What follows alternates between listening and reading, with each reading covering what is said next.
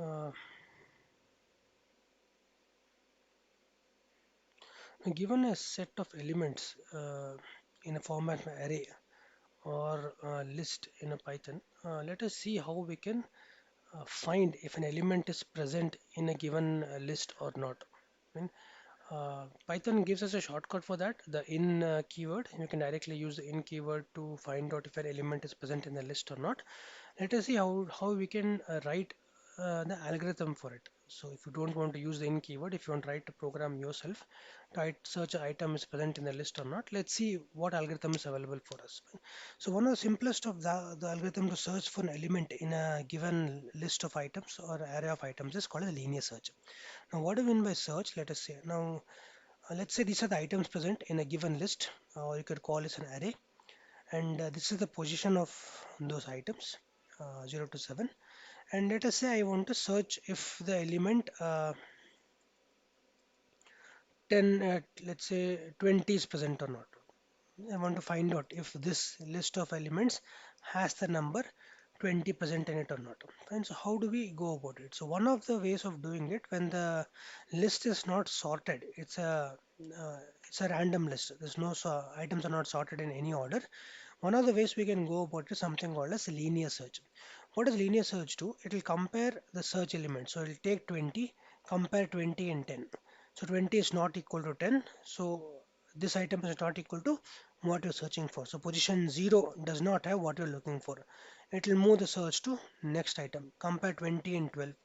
20 is not equal to 12. So again move the item to search to next element.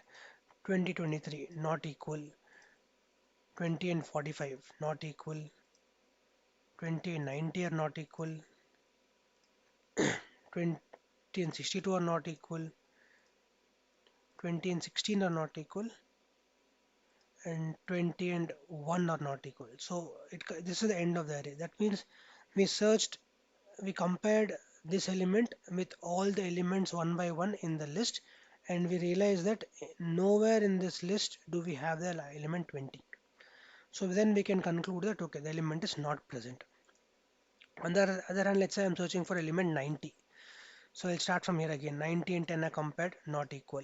Compare 90 with 12, not equal. Compare 90 with 23, not equal. Compare 90 with 45, not equal. Compare 90 with 90. This step we will find these two elements are equal to each other. Fine. So you can conclude that okay, we have found that element 90 is present in the list. So the method is you start from the beginning of the list, take the search element, and at each step do the comparison of that search element with the element in the list. If it's not equal, move to the next item. Keep moving till you go to the end of the list. Once you reach the end of the list, you can conclude did you find the element or not. So let us see how we can write the program for this in our in Python. So we are defining a function here. I will call it as find element or find item. It takes an argument of the list inside which we want to search and the item that we want to search. Okay, this is the list inside which we're searching for presence of this item. So what we'll do, we'll iterate over it. Start a for loop for I in the given list. Each time we come into the for loop, compare if this I element is equal to the item that we're searching for, right? If these two are equal, that means we found the item. We can exit the function by returning a true that yes, we did find the element that was being searched for. Now, if we finish the full for loop, that is, we start from the beginning and go till the end, and we never find these two to be equal to each other, that means we'll come out of the for loop.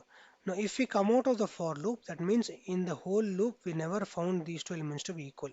So we can return a false indicating that this list does not have this item present in it, right? So let's try to do that. Let's try to implement, run this and see what happens. So I have created a list here, list of elements. It is a random list. You can see I can, let's make it unordered just to make sure there's no confusion. Okay, so now I want to search in this list if the item 19 is present or not, right? So let me save it. Sorry, find item. So I'm going to execute it. I'm on this list X. I'm searching the item 19. I'll run it. You can see it is returning false, indicating 19 was not found. Right? On the other hand, if I search for the element, let's say 20, and I run it, it'll return true, indicating the item was found. So if you want to make it a little more intuitive, the answer, you can say if uh, run the function here. So if it is found,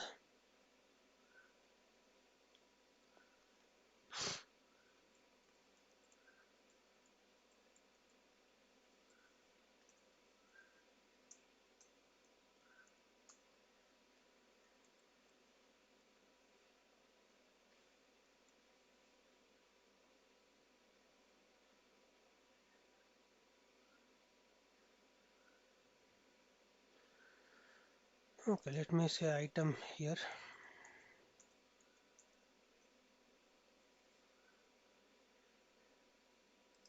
Pass the item. So if I find, you can say 20 was found because 20 is present here.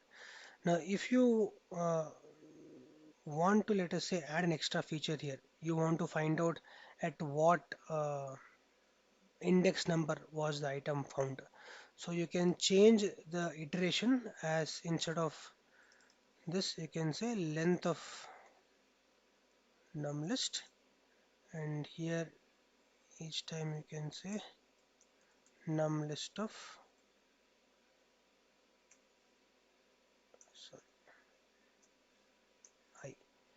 If it is found, return the value I. Okay. You can return two things in this, right? So I will call this here. I can say index comma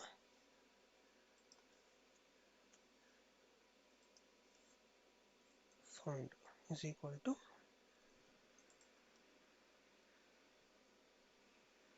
find list, and call the items x comma item. Okay, and so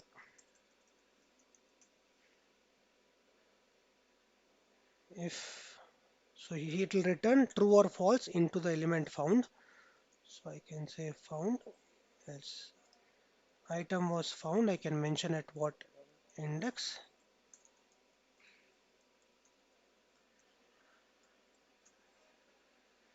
So we can run and see what happens with this.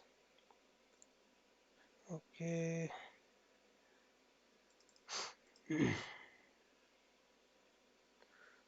Okay, this should be range of numbers. Sorry.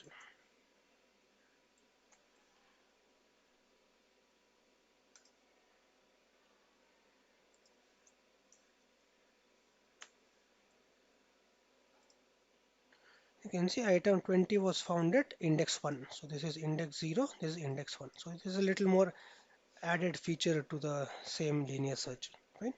So this is how you execute a linear search algorithm. Now, how many comparisons would be required to find an element? So if I look at this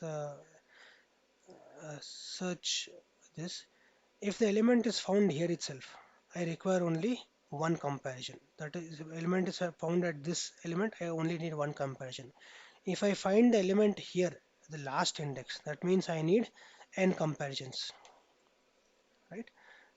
Depending on where the element is found, number of comparisons will change. So this is the best case where you're finding element at the first position itself. So only one comparison is enough to find the element. This is the worst case. That is, you're finding element at the last position. So you require n comparisons. On an average, let us say, what would be the number of comparisons required? So for that, you have to find out number of comparisons for this, for this, for this, each one of them, and take an average of it. Fine. So what we can do for that is we can if element is found here, it is n minus 1 comparison. Element is found here, it's n minus 2 comparisons. Element is found here, n minus 3 comparisons. So for each position the element is found, the number of comparisons will decrease. So you can take a summation of all of this. That is, it will be n plus n minus 1 plus n minus 2, so on and so forth, till the last comparison you get 1. Okay, and take an average of it. Right, so this will give you a value of n plus 1 by 2, the number of comparisons required. So you can see that if the number of n is too large, I can say that the number of comparisons will increase directly proportional with the value of n. Fine. So this is called as the big O notation. We have not covered that as of now. What you can say, on an average, the time complexity of this linear search would be big O of n, meaning, just meaning that the number of comparisons required to find the element is directly proportional to the number of elements present in the list. Right, so that is what we are trying to say here. So best case is only one comparison, worst case is n comparisons. On an average, you can say it still requires number of comparisons will vary directly proportional to the number of elements present in the list. Right. So that's about it. So we can, for the linear search. Next, we look at another kind of search algorithm where the list is sorted, which is called as binary search. Right. Thank you.